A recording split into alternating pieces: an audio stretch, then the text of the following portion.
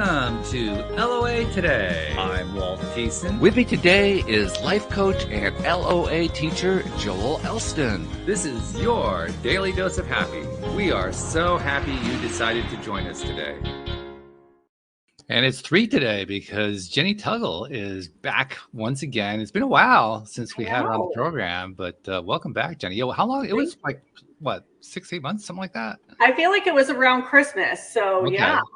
Happy to be back. Thank you. Yeah, so thank you for coming back. We appreciate it. Yeah. And you're the one who came up with our topic for today. So I'm going to start off by just asking you, where did this come from? Yes. So I was thumbing through Instagram, and as you know, Instagram algorithm suggests accounts that they think that you're going to like and shows you little snippets from those accounts. And I remember I was thumbing through it. This was maybe about a month ago. And it showed the snippet of a podcast where a neurosurgeon was being interviewed, or he was the guest on the podcast. And they asked him the question, if he was rather mature in his career. So he'd been a neurosurgeon for about 30 years. And they asked him, if you could boil it all down, what is one skill or practice that you would say is most effective for optimum health, wellness, quality of life, longevity, and without even missing a beat, he said emotional regulation. And so I just wasn't dialed in at the time when I was thumbing through my Instagram. And so I just went on past it. I saw that 15-second or whatever clip, and I went on past it and closed my phone, and I haven't been able to find it since. Oh, no. Really, I'm mad at myself for that. But I think that one little snippet, because of the amount of time that I have thought about it since, and then really kind of dug in and did my own study into it, was like, that was a blessing, because it really made me think about what would make him say that. You know, he didn't say working out, or he didn't say diet, or he didn't say, meditation or your spiritual life or anything like that. I mean, immediately he said emotional regulation. Wow. So it really kind of opened it up for me. Like, what is that? What does it mean? And what do I need to be doing? Okay. Yeah. Well, I can understand where that comes from. Now, Joel, when you mentioned to me the topic, you summarized it as just the phrase she just used, emotional regulation. But what does that mean to you especially from your perspective as a life coach? Well, I don't know if this is a clinical term, because it's not an area I'm super familiar with, at least on the clinical side. But when I use it, being able to regulate your emotions, not engaging the central nervous system and allowing that to respond. And that would go a lot hand in hand with what I believe. The idea that, I told a story a long time ago, about the guy that had a very stressful job and was diagnosed with liver cancer and almost, guaranteed to die, 6 months to live. And he left the job, went back to Greece, lived 25 years. So the idea that the inability and sometimes not being able in any capacity due to the situation or whatever, not being able to regulate that central nervous system constantly has you in a state of elevated central nervous system fight or flight, which doesn't allow for the body to operate. I'm taking a stab at this from, obviously Jenny's has researched this more than I have, but that's what it feels like to me. Yeah. And that's what I was thinking. I was thinking about the parasympathetic nervous system. Yes. Which is where we want to be. Yeah. It's the place to be.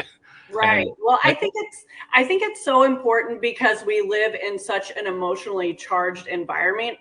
You don't have to go very far to run into, what do they call that? Like emotion provoking stimulus.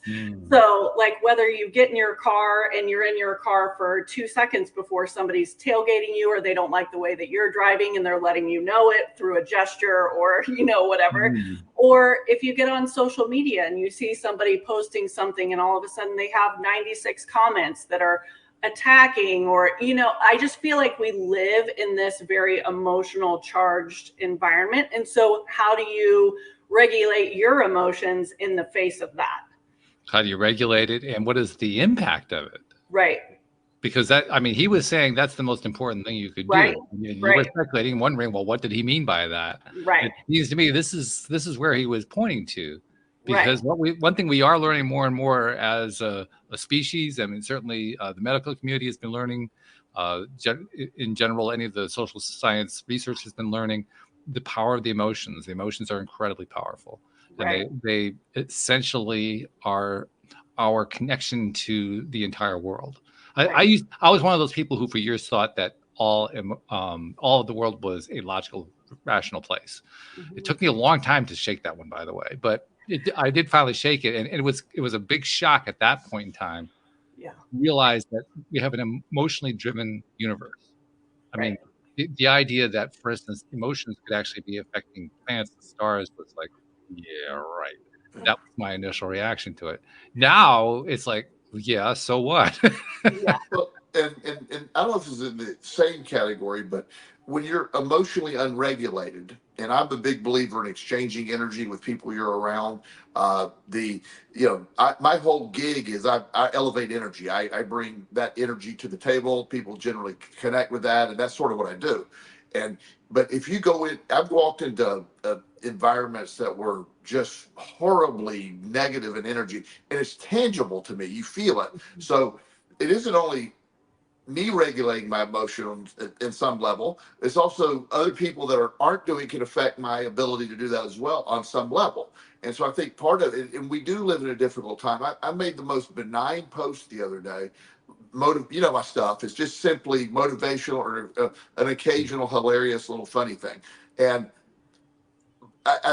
within 5 minutes, somebody made. I won't even say what the side they were on, but there's some political connection that was not even there, and that started a 15 chain. I just deleted the whole post. I'm like, it was. This was so not political.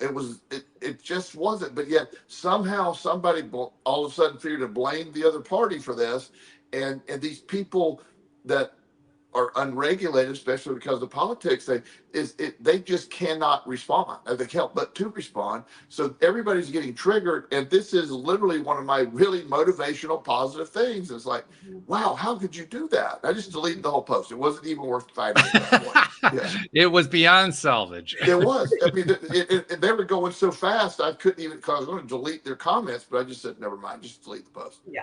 Yeah. Well, I'm going to bring something up that I brought it in my earlier podcast. Jen, I do 2 podcasts on Mondays. Yeah. And during the earlier podcast, I was making reference to the fact that my background is, among other things, I have my degree in political science. So I was always very interested in that, even after I found out just how toxic it was to me. And so now I do it from a distance. I don't engage in it directly, but I've also learned how to emotionally regulate myself to not get caught up in it. And I actually find it to be fun. Yeah. As strange as that may sound, I actually enjoy a lot of it. And right now there is a trend going on that has been established by the presidential race here in the US that I have never seen before. I don't think we've ever seen before in the history of the country. And that is, we have one party that is being led by a man who is pushing every single negative button he can push. And we have a new campaign that took over from the Biden campaign. The Harris campaign has taken over, and they're pushing the idea of joy. I don't think I've ever seen that dichotomy before. I mean, I've seen a lot of, I know American political history pretty well. I know a lot of the kinds of campaigns that have been run. I don't think I've ever seen that dichotomy, and I'm fascinated by it. Yeah. I wish more people had that perspective. Well, yeah, and there are people that, when you really believe that everything is falling apart when the other side is going to win, when you really believe that, I have empathy for these people. They really think that, and they really believe that. So they're acting as this is life or death, and not realizing we're going to be okay. It might be ugly. It might be messed up, but we're going to be okay.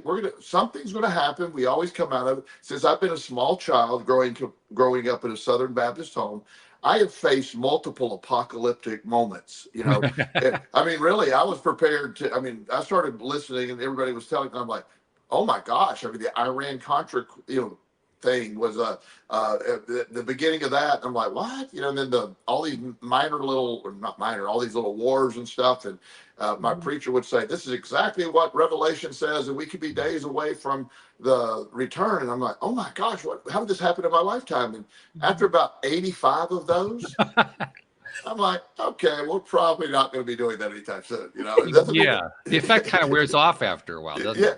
Yeah. but that's sort of what we're talking about. We live in an environment where we have discovered that our news stations now, regardless of which one, they create fear that the other side is going to do that. And it's about ratings. The Weather Channel, and I use this analogy all the time, on a nice, clear week with nothing in sight, the Weather Channel has a rating of like 200 people, being silly. But when a storm's brewing and coming up, I mean, it goes up to drastically. So they started naming winter storms to create more of an urgency to drive viewership. It's just that there was obviously that horrible storm that came up, and it came through us and we got a lot of rain, but Florida had a lot of flooding.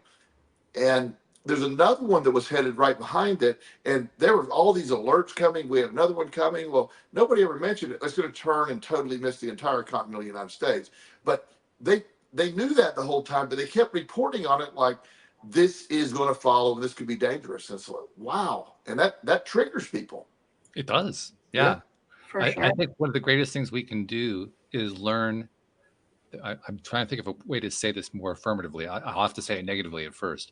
To learn not to be triggered, to learn, to let go of that triggering mechanism, and it's something we can learn. I know from my own experience that you can do it, and other people that I know who are also able to do it. It's a skill you can learn. I actually had an experience that was a weather-related experience just last week here where I live. I live in a small apartment complex, and we had a microburst come through, and it literally came through our complex. So that the next day, like half the trees were down. It was that kind of a storm. And the thing that was most amazing to me is, well, there were two things. First, I didn't get any warning. I usually get some sort of warning. I got no warning. And the second thing was, even though I could tell what was going on, because I've been through a microburst before, I had no fear. None whatsoever.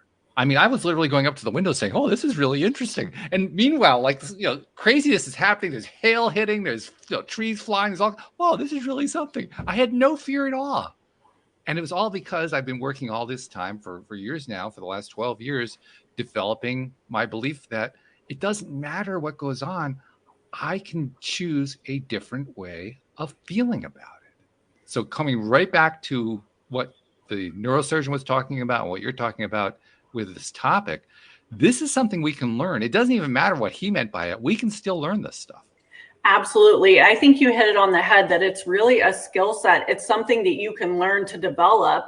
I think that maybe there's a little bit of a misconception out there. Like some people think, oh, you're either an emotional person or you're not an emotional person, but really emotions aren't bad. They're inherently not bad at all. And it's really what we do with our emotions. And so this emotional regulation is really just a skill set of exactly what you said, learning not to be triggered.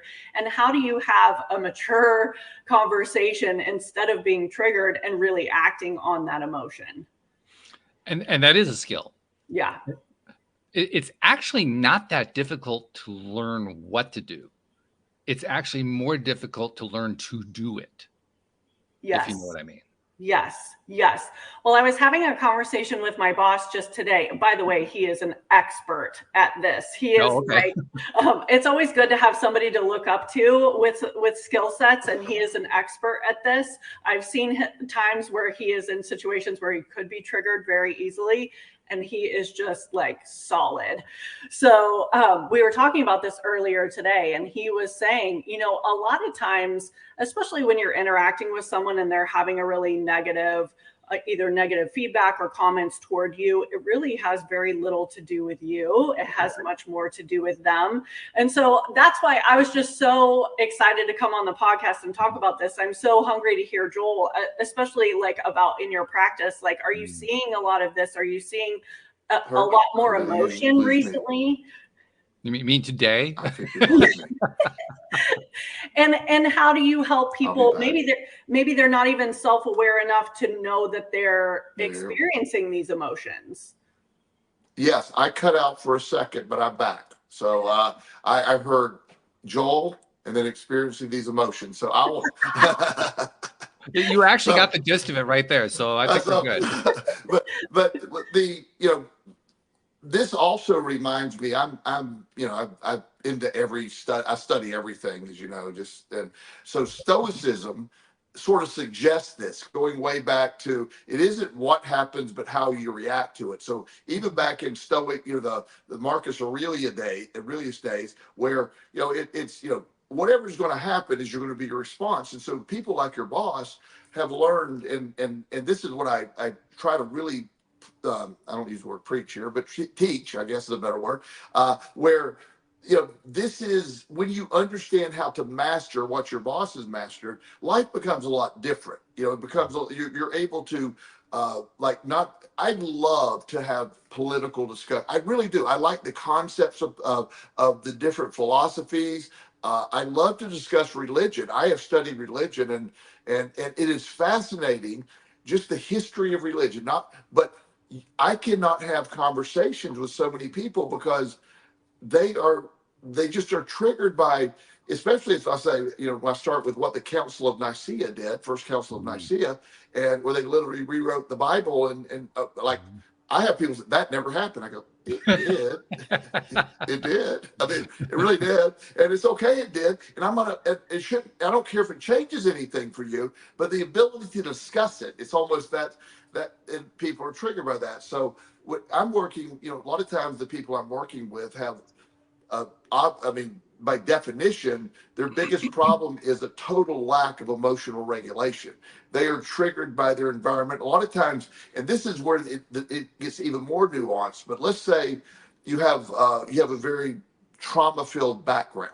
So I think people with trauma-filled backgrounds that never address the trauma have a tendency to be more quickly deregulated, where they don't have any emotional regulation. I really believe that, because something can happen now that's very benign, but it triggers something that was very serious when they were 12, and that combination, it makes a difference.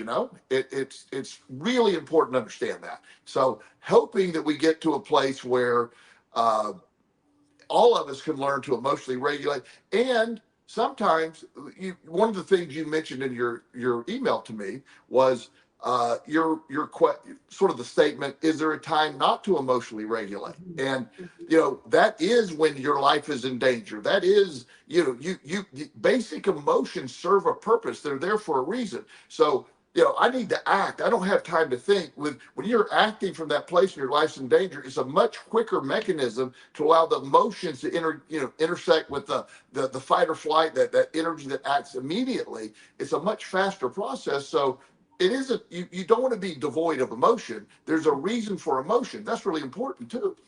Right. Yeah, that's a great point. It's also important, I think, to understand how it is that somebody can be in that place of no emotional regulation. And I'm going to start with myself, because I was in that place. Like I said, I came from a viewpoint originally of, very logical, very rational universe. And I stuck with that for 50 years. I was determined. I was doing everything I could to make that true, because I really believed that it was going to be true, until my life fell apart by following that model. But that's another story. But the idea that you could regulate your emotion was so foreign to that thought process that literally I didn't think it was possible to do. I mean, I really thought that if an event of some kind happened, didn't matter what the event was, the event would have either a positive or a negative emotion attached to it, and that was the emotion I had to feel. I did not believe that this was like a cafeteria and I could select which emotion I was going to feel. That I think is probably the first thing you have to do, is if you're somebody who is completely out of control when it comes to regulating your own emotions, is recognizing you can do it. It's actually possible. That's really within the realm of possibility, because if you don't believe that, if you don't think it's possible, you're not going to get anywhere. It's not going to work. It's sort of the concept of genetics and epigenetics, where there's a thought that genetics, you're pre-programmed, this is going to happen, you can't change that. Epigenetics suggests you can, and environment has a great influence on your genetics, and that's a relatively new concept. Dr. Bruce Lipton in The Biology of Belief gets in great detail about that, one of my favorite books. But when you understand that, so emotions serve as a purpose. using the law of attraction stuff that I do a lot, the concept of the sort of the emotional guidance scale. When you identify, emotions are a great tool when you understand their purpose. If you're sad, there's a reason. You know, for example, the morning that I found out my son TJ was killed in a car wreck, I had no emotional regulation. My son was killed. So I'm not going to sit there and say I should get over this quickly. I just allowed the emotions. It's what I needed to do. They serve a purpose. If I didn't do that, I probably would have gone crazy. And it was a horrible few weeks of that initial time. And it slowly got better, but it was something that I knew I didn't try to regulate my emotions. I just encouraged whatever they were, because that's what my body needed. My brain needed to deal with that concept. So emotions, they get caught up in, I wish I could control my emotions. And I get the regulating your response and all that's really important, but understanding how valuable your emotions are and knowing when to let them flow, and also knowing I don't need to be triggered because somebody said something absurd and I'm going to just get angry and lose my temper. I have a friend the other day that posted, I'm sure you've seen the meme that says, I love my friends who protect my name when I'm not in the room. And there's something similar to that, and I have a saying, I get to a point, I don't care what anybody says in the room. It just, thank you for protecting me, but I could care less what they said. It doesn't, I'm not there. I don't care if they said it in my face, I still wouldn't care. So but this idea that somehow you can choose what triggers you. And I have really gotten to a place, and I'm, as I've aged and sort of experienced all the experience I've had, I love to be able to feel emotions, and also realize that there's really not anything that somebody can do to me that physically, I'm sure they could provoke me, but I'm talking about just verbally, or I just, if you believe what you believe, I'm not triggered by that. It's okay. I don't need to argue with you. When I have people say, what's your opinion on that? I just don't want to give it to you, because it's just it's not gonna be your opinion. And unless you want to have that real discussion, I don't want to get you angry. I'm not trying to talk anybody out of their religious belief. I don't want to do all that. If you want to discuss it just because it's such a fascinating topic, I will, but most people can't regulate on those topics nowadays. Yeah. Well, I think you're hitting on two things that really resonated with me when I was doing the research on this. Number one, emotional regulation, and this is a very simplified version of it, but I really loved this, is really nothing more than a filter. It's just a way where you're filtering what you're feeling to, is this a life and death situation? Or you're really able to kind of boil it down to what really is it? I love the idea that it's a filter. And then secondly, and Walt, you hit on this too, we are more mature in our emotional regulation if we are adaptable. We're realizing that, hey, things are going to happen in life. There's going to be great things. There's going to be tragedies. There's going to be difficult things, challenging people, great people. There's going to be all of these experiences that we're bumping up against every single day. And really that adaptability to that, sort of like expecting the unexpected, helps us in that emotional regulation. That's a great point. I love that, because one of the things that happened over the last few weeks, I invest in various things, and I don't trade. I just invest. I always am consistent. I never sell anything. I know the market long term is going to be up. So last Monday morning we woke up and the market was down 1,700 points at open. So of course, all I looked at is I got it set up for my trade. I made an entry trade that morning. I knew it was going to be a good deal. Panic everywhere. It's falling apart. The economy, the Fed has to meet to drop interest rates. We have to do this.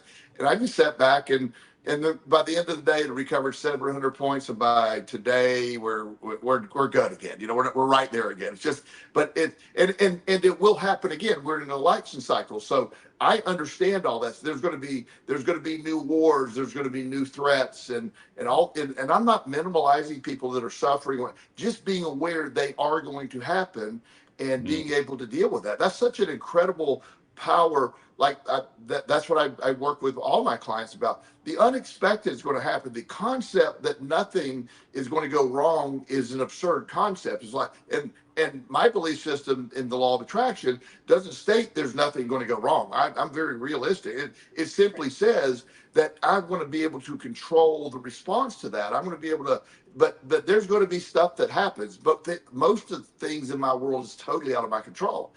But I can respond to them in a way, and that's the same thing. I tell this. Walt will remember the story. I had this very. She is a very cool young lady, but at the time she was about 19 or 20, and she's in the middle of all these chaotic relationships with guys, and just Instagram drama and all this. So she texts me and she said, "The worst thing possible happened. Call me." And so I just texted, "Oh my God, when do you die?"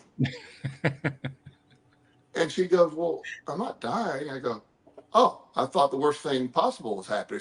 So anything short of that, probably pretty good. And she's like, "You're an ass." She said, "Can you talk to me for a minute about the thing that's not the worst thing ever, but it's pretty important?" So it was a boyfriend problem that guy doesn't even exist anymore in her life. But at that moment, she escalated to the point that it was just the biggest thing because this random dude she knew for 2 weeks liked another girl's picture on Instagram. That was the worst thing that happened. And in her mind, that was it. Oh, that's funny on a number of levels. Yeah. I love that. But we have a tendency as human beings to make everything the worst. Awfulizing is a term we use on the show a lot. Taking everything to the worst possible conclusion, when in reality, everything the other than my son TJ dying, I'll take that off the table on this one, but losing my job at Williamsville Wellness, where I used to work before, seeing, oh my gosh, I have no direction. Well, that led me to this incredible career I have now, that I'm far more successful and happier and do so much more. That was a blessing that happened. But in the moment, it seemed like it was the end of the world, sort of. But I knew by this point in my life and career, I had no doubt it was going to work out better because everything had worked out that perfectly before. It always will. So knowing that is a big thing, and being able to believe that. So that helps me emotionally regulate when I know it's going to work out. I have a lifetime of things working out incredible ways, and there's some really bad points. I mean, I've come a long way from places I've been, and that's, to me, that's reassuring that I just have this ability to view it in a way, hold on long enough, and things always work out. And Jen, you made a point a moment ago about being adaptable. Mm-hmm. And what occurs to me is that as Joel was itemizing some of the things he went through, and that by inference, their clients have gone through all kinds of stuff. I mean, we can pretty much point to everybody in the room, in the world that's listening to the podcast. We've all gone through this crap, all kinds of different crap, and all of that crap makes us more adaptable. Mm-hmm. That's one of the most fascinating things. It really is. And Joel knows this, but when I was 29 years old, I was diagnosed with cancer completely out of the blue. I was a healthy young woman, had no signs or symptoms of having cancer whatsoever. And for the next year, I went through chemo and radiation. I lost all my hair. I could barely make it up the stairs. I was very sick. And still, when I tell people that story, their immediate reaction is like the head tilt, and they're like, "Oh, I'm so sorry." And I say, "Oh, don't be. That changed my life. I would not trade that experience for anything. Do I want to go through it again? No, of course not. But I wouldn't trade it for anything. It was pure gold in my life. It changed everything. It really did. And one thing I'll even propose even stronger, that event, while certainly I'm sorry you went through it, but I am so glad you came through it. You came through it stronger. And there would be other events later in your life that event made you stronger to deal with those horrible events you had coming up. And, obviously not getting into details, but that's, I believe that. So that was a necessary part of your journey. And look at you now. You're incredibly healthy. You had a great aspect. You have a great career. Look at where your life is. That was something you went through. It didn't define you. And again, most people's reaction, "Oh, I'm so sorry you went through it." And I've had people tell me, "Oh my God, you had a horrible job. You had these horrible events happen." I go, "Yeah, but they were. Look at it. Yeah. It worked. Whatever that plan was, it worked out nicely." And when you view it that way, that changes everything. The hard thing is though, a lot of times when people are just entering into a season like that, a challenging season, they don't often have that perspective, and they also don't want to hear it from you. Have you noticed that? Well, I didn't want to hear it when people say, "Don't worry, things will work out." And I'm like, what part of homeless, penniless, convicted felon, nowhere to go? What part of this are you suggesting is going to work out? How is this going to work out? Oh, don't worry about it. Well, I went through it. There were a year that I didn't know if it was going to work out at all. In fact, it worked out slowly, and then all of a sudden, it just changed everything. Nowadays, I can easily say I know this is going to work out. There's none of those challenges that exist, but I had to go through it. That's a strengthening process, and that helps us a lot, even when you understand when you're raising your children, keeping your children from consequences, keeping family members from consequences. When you keep allowing those to happen, you rob them of their poverty, you rob them of their strengthening perspective. And so that growth mindset comes from people that go do this. Some of the saddest people I've worked with are children of multi-billionaire families. Because they've never worked a day in their life. They're all they do is focus on what's not right, what's wrong. My sister has a 25,000 square foot home, and mine is only 24,500. Even though mine, true story, by the way, true story. And mine is on, even though this person's is on the Atlantic Ocean beachfront, but his sister's is a little bigger than his, and that really bothers him. It's like, oh my gosh, there's two people in your family. You need 1,000 square feet. You don't need, just this mindset of just victimhood. And it happens because we gain our strength through our struggle. We do that. And so where emotional regulation comes in, that's learned as part of the process. It's like, once you do that, once you emotionally regulate at the appropriate times, then that's a tool that's in your toolkit. I love that statement. You've been assigned this mountain to prove it could be moved. I love that. It was one of my favorite of all time. And I tell people all the time, the first mountain was incredibly hard to move. It seemed impossible. It took me forever. Now the mountains just get the hell out the way. They don't they don't want none of this. It's just going to go, But the first one seemed impossible. I don't have mountains that approach anymore. There's no mountains left because of just that perspective. If that makes any sense. Well, you have a nice mountain behind you in the background, but other than that, you do. Yeah, that's Smith Mountain Lake. That's Smith Mountain. Yeah, beautiful. Well, one thing that I love about behavior and the way that you're talking about thinking is that it's contagious. So just like sort of negativity is contagious, that way of thinking and having that mindset is contagious as well. So it's not like you're preaching to somebody when they're going through something difficult, but just by being you and just by sharing how you think about things is really contagious and can affect them as well. Very much so. And that's part of that emotional exchange we were talking about. It's sort of, the whole basis of my private practice. One of the reasons that, and I do work with people remotely, but I much prefer to work with people in person because there is a more of energy exchange. It really is. And I have an NFL player that I talk with regularly. And he said a couple of weeks ago, he's having some tough times. He said, I'm coming to Richmond because for 1 hour or 2 hours to meet with me. Just for that, he said, because I need that energy. And it's we're not getting it over the phone. And we had a great session. It worked great. He took off and we're doing phone sessions now, but sometimes you need that connection. And so it is contagious. And it's stuff that when you get around people that really feel that way, it helps understand the value of regulating your emotions and understand they're there for a reason. Our evolution would have gotten rid of these emotions if they did not serve a purpose. They serve a purpose. We're supposed to have, hey, wait a minute, it's like pain serves a purpose. Pain is considered so bad, but pain's letting you know something's wrong. We need attention to it. There's pain that, when I had my abdominal surgery, when I separated my whole, that was terrible. But, the idea that, it hurts. I just ripped my abdominal wall wide open. Of course it hurts. It's one of the things that happen. And after surgery, the doctor said, man, you handle this great. He said, are you in pain? I go, I'm in ungodly pain. But it wouldn't it be weirder if I were in no pain? And he goes, well, yeah, but most Yeah. people want painkillers. Like, I just know what it is, so it's okay. And it's just that mindset. And you know, it is contagious, and that's why I love, like, a lot of the younger clients I work with. They're always so fascinating because their view of things are still unjaded a lot of times, and they'll like when my son TJ was 13, he's going through puberty, and I come into the kitchen table and he's sitting. This kid never cried. He never cried, and he was hilarious. And but he's sitting there eating his little peanut butter sandwich, crying. I go, buddy, what's wrong? And he goes, I don't know. He said, there's nothing wrong. I'm just crying.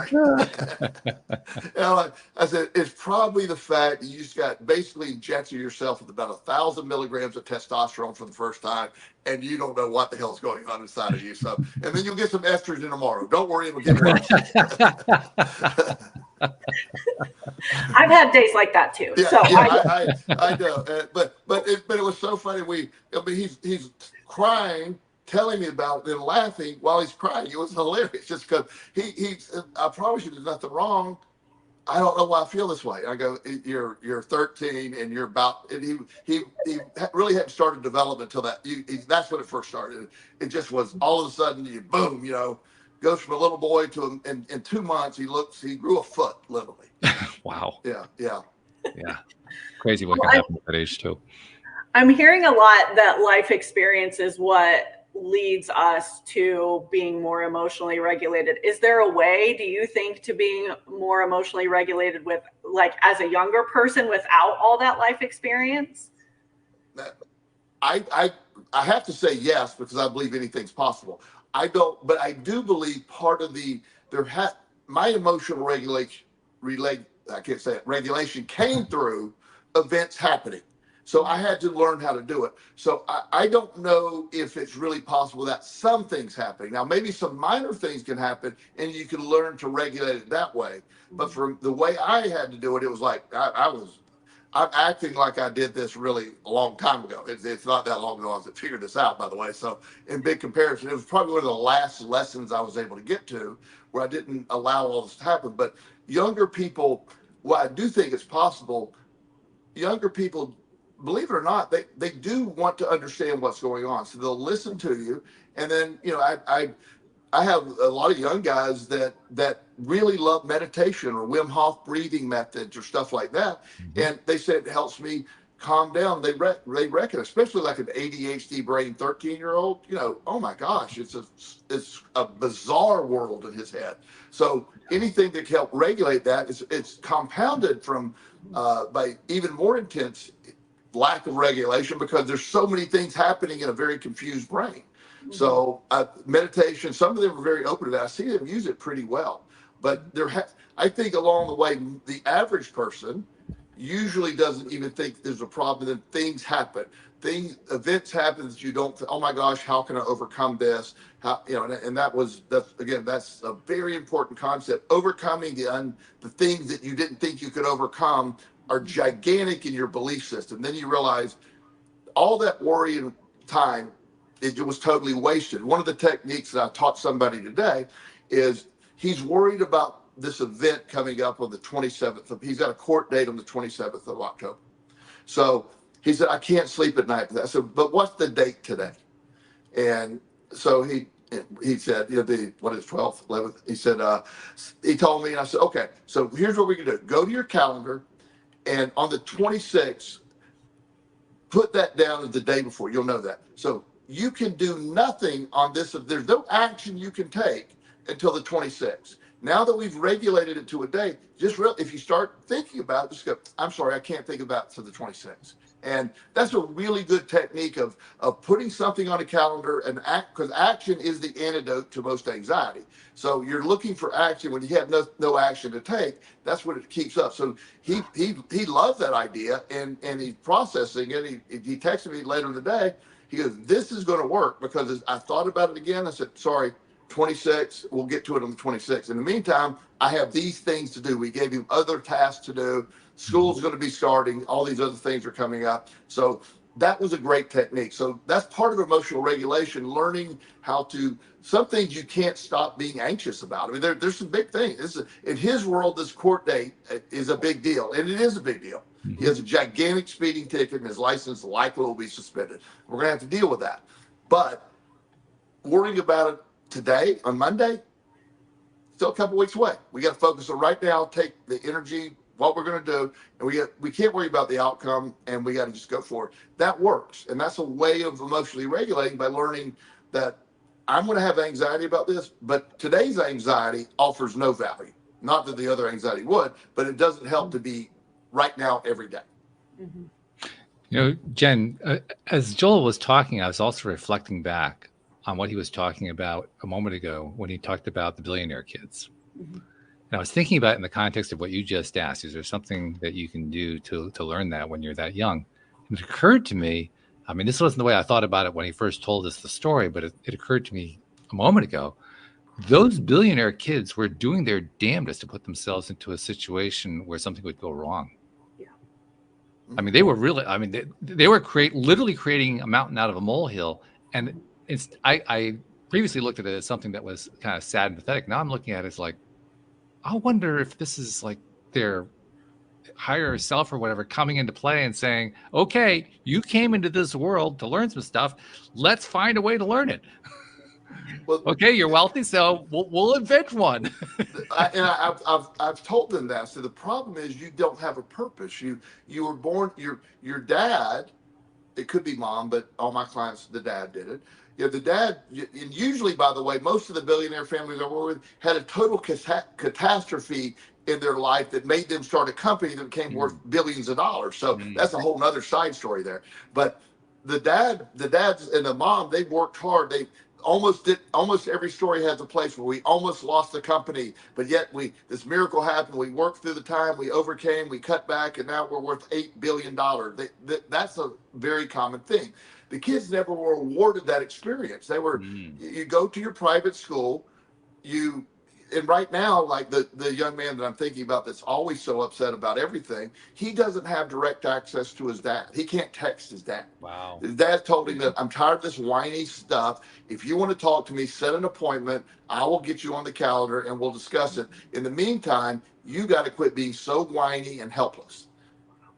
And so the kids out there, that's reinforced to him. So he gets desperate. So the only way he gets attention from anybody, his mom, who feel sorry for him, is like, I have to have $10,000 more today, or blah blah blah blah, and she'll just send him $10,000 immediately on Venmo and say, the condition of this, you can't talk to me for 1 week. Oh jeez. Yeah. Yeah. Wow. Yeah. So I mean, it's a sad. It sounds weird to say this young man is a sad kid. I feel sorry for him. I mean, it's hard to, when people say, well, Joel, do you really? I do, because it's not a life. Money doesn't make a life. The money is a tool to do what you want to be able to do with. That could be, I'm pro money, obviously. I'm very pro money, but it's not the definition of me. It just gives me options to do the stuff I love. That's all it is.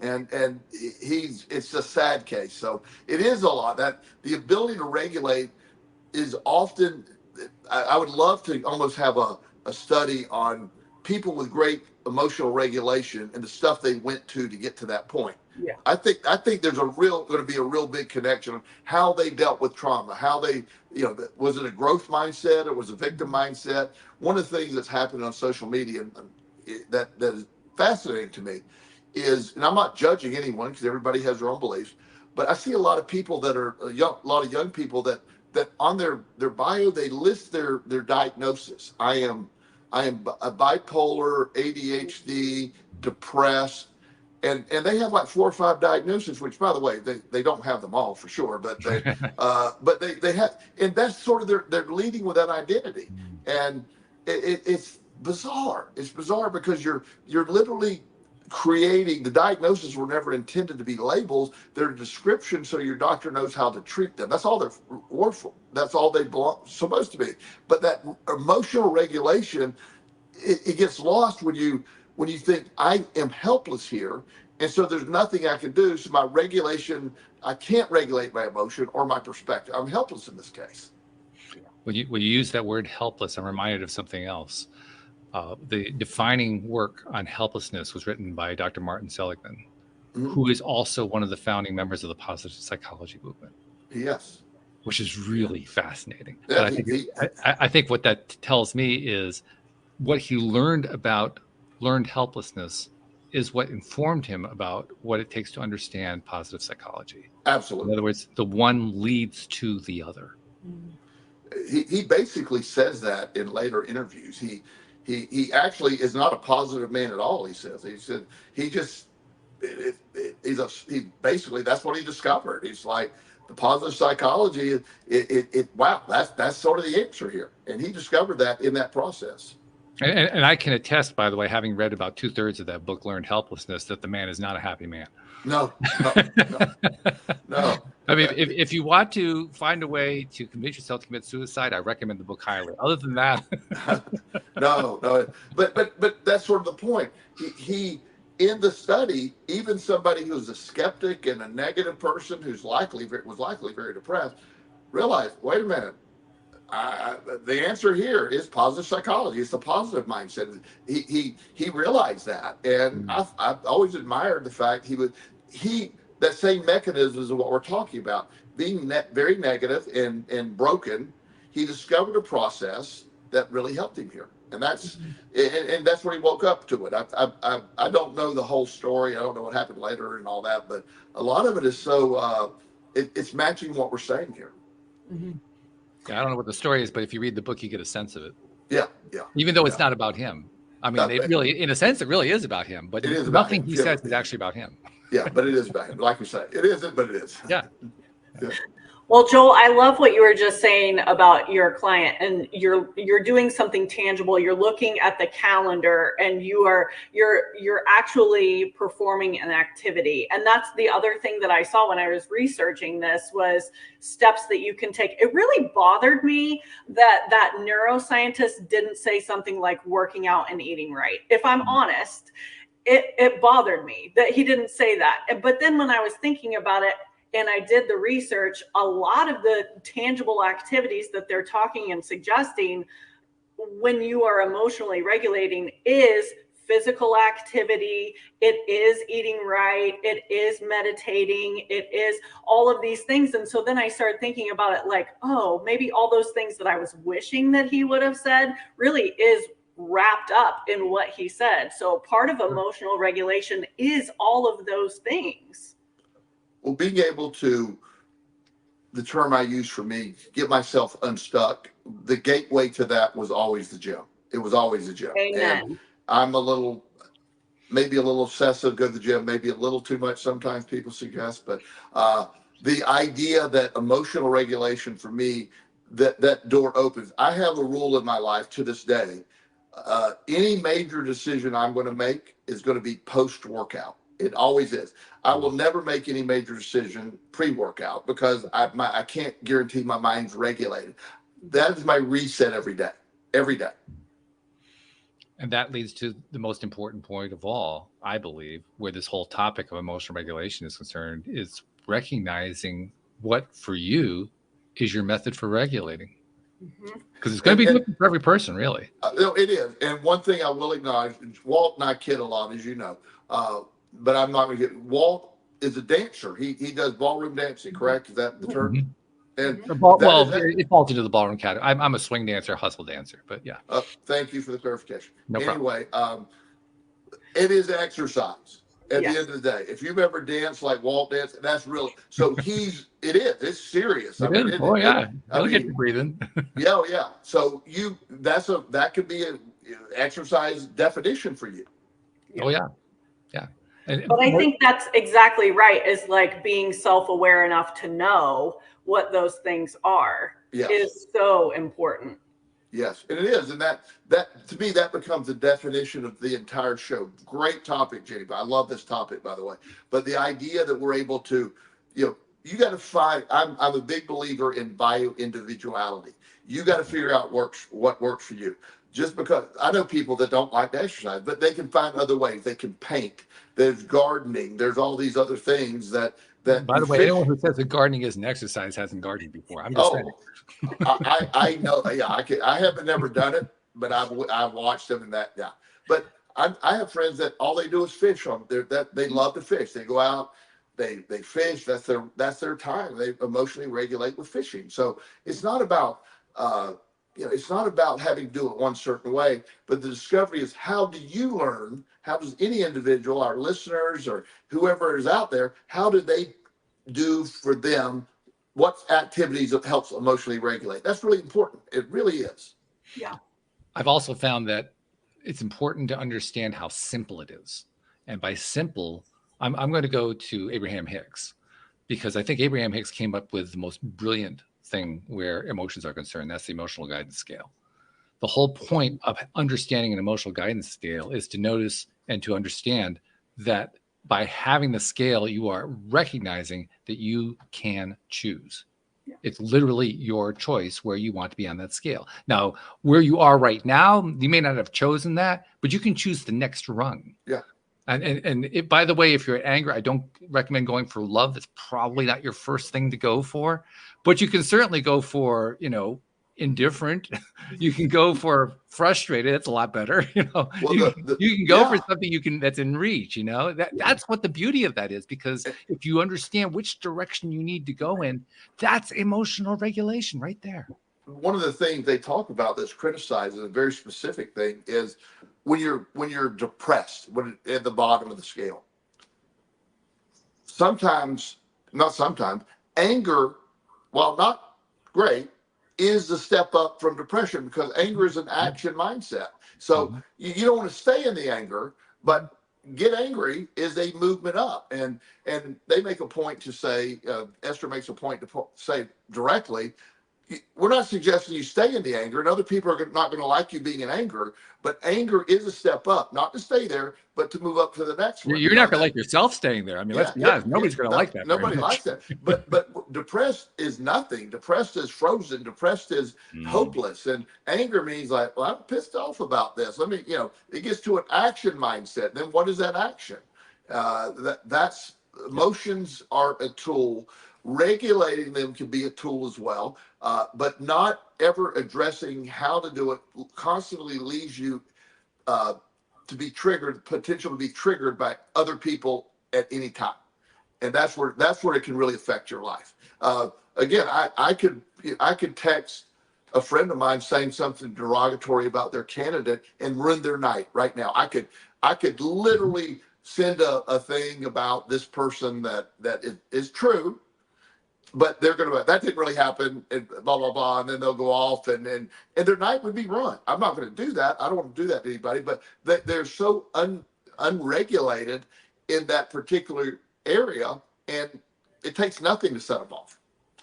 There's another important point here too, which is you can do that to your heart's content or not do it, which I actually admire. But either way that you choose, you can still do that. The point is, even if you were to go out of your way to send that text, to send that message, to piss somebody off, they still have to receive it. Yeah. That's the part that seems to get missed a lot.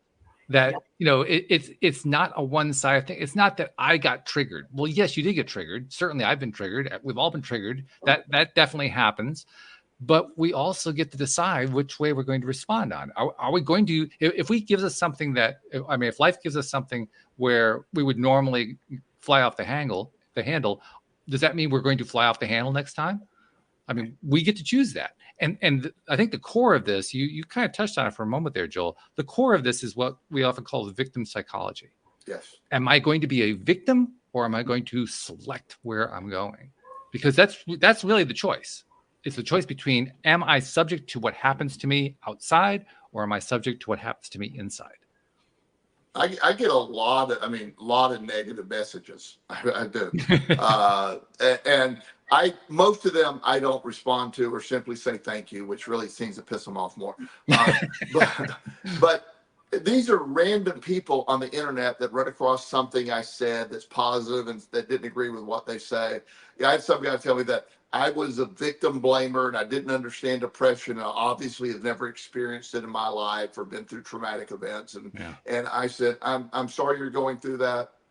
And I didn't answer anymore. I mean, like, I didn't, why do I care? Some random person. For that person to take the time to send me a message, and he got more frustrated because I wouldn't respond to his attack. It was really hard for him to comprehend. I don't care. And I don't mean that. It doesn't matter at all. Didn't rock your world. May have rocked his, but it didn't rock yours at all. No, it was, and I do. And I've said, I mean, I care about people. I really feel sorry for people that are somehow being triggered by some random life coach posting something positive, and they view that as being delusional or not believing in the way they believe spiritually. It's like, move on. It's just, it's one post. I post a bunch of stuff. Well, if you really want to piss them off, here I found this works beautifully. What you can do is you can point out to them that even that's a choice. So sorry, you made a choice. It didn't happen to you. Yeah. That'll trigger them real good. That would work. Yeah. I've learned nothing shuts them up. So. Yeah. Oh my goodness. Yeah, we're having too much fun here. That's all there is to it. But we know, Joel, you got to be going pretty soon. So let's do a little wrap up here. One thing that I want to kind of circle back to, Jen, you raised the topic in the first place, this whole idea of emotional regulation. Now that we've been talking about it for the last 55, 56 minutes, what's your takeaway? I could talk about it for another 55 minutes. So, well, we got 3. So I'm so grateful for this conversation, because I think my biggest takeaway, even though it's simple, and I think that I already knew it on some level, is like, you always have a choice. You always have a choice. And so I love that idea, and I love the idea of not being a victim. No matter what happens, there's always a solution. There's always a way to get through it and to grow through it. And I love all of that. So this whole conversation has been very inspiring to me. So thank you. Thank you. And thank you so much for the topic. It's a fantastic topic. And I sort of mimic what you say. My takeaway is, at the end of the day, you have a choice, and learning that choice, figuring this out, or you don't have to, but either way, you have a choice. So that's all it boils down to. And it's pretty important to make that choice if you want to get better. Yep. Amen. I'll pile on and I'll say, not only is that choice important, but it's everything. It is. There really is nothing else except choices. Yes. Yep. That's it. And it works. And that doesn't scare you nothing well. Well, life has a way of even when you make bad choices, if you allow it, it self-corrects. So even within choices, there's correction available. So it helps alleviate. Every choice is not final. That's a great point too. We haven't heard you use this phrase in a long time, but a number of times in the past, you've pointed out that the past is in the past. Can't do anything about it. The future is unknown. The only thing we have is right now. That's it. And then if you also usually tack on, if you're still breathing, you're not done yet. Yeah. One day I'm not going to wake up, and then my mission's complete. Until then, just keep my foot on the gas, do what I got to do. And what an incredible way to live. It's just, it's so simple when you live that way. Waking up, the greatest gift we can have is the gift of tomorrow, today. And you wake up, you live it. And anything, did you wake up, Dad? No, I'm here. Then we're good. Let's go. Am I worried about what's happening, 20 years from now? 20 years from now, I don't know if I'm going to be here or not, but today I am. Let's not worry about that.